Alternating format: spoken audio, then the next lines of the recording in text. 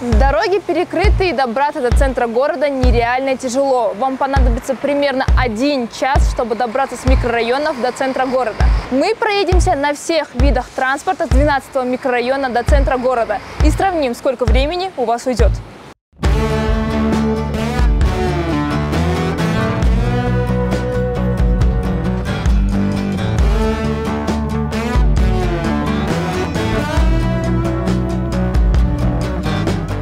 Ездить в общественном транспорте, наверное, сложнее всего. Здесь жарко и душно, не работают кондиционеры, и в часы пик очень много людей.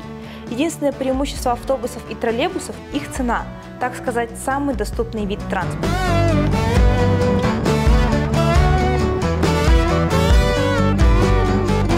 На электросамокатах вы можете добраться до любой точки без пробок, просто проехав по закрытым дорогам.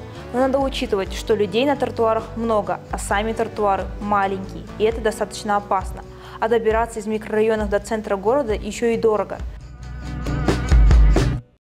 В среднем минута проезда на самокате стоит от 8 до 12 сомов. Примерно за такую же сумму вы сможете проехать и на такси.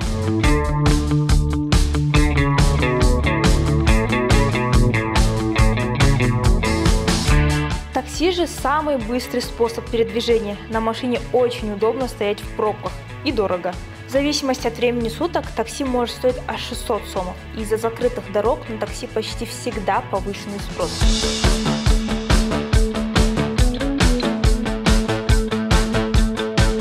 Чтобы добраться до центра города на велосипеде, вам нужен сам велосипед, который стоит немало. Кроме того, велосипед надо припарковать, нужно как-то доехать, а тротуары узкие и не везде есть велодорожки. Пешеходы игнорируют выделенные дорожки, а кроме того, эти дорожки сильно загружены из-за самокатов.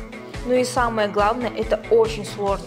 Наверное, нужно быть олимпийским чемпионом, чтобы каждый день ездить в центр с 12-го микрорайона на велосипеде.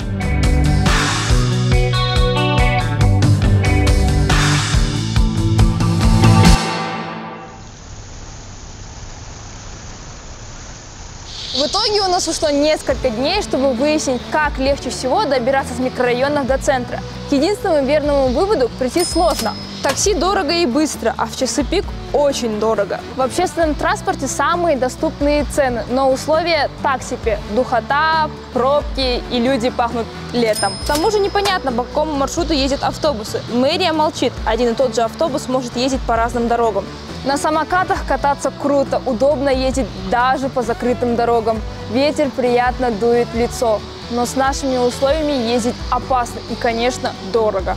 30 минут на самокате стоит от 240 до 360 сом, а мы ездили все 50.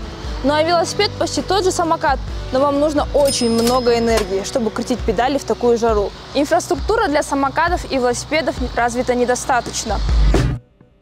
К сожалению, мы не смогли найти идеальный вид общественного транспорта, так что давайте просто надеяться, что дороги отремонтируют как можно скорее.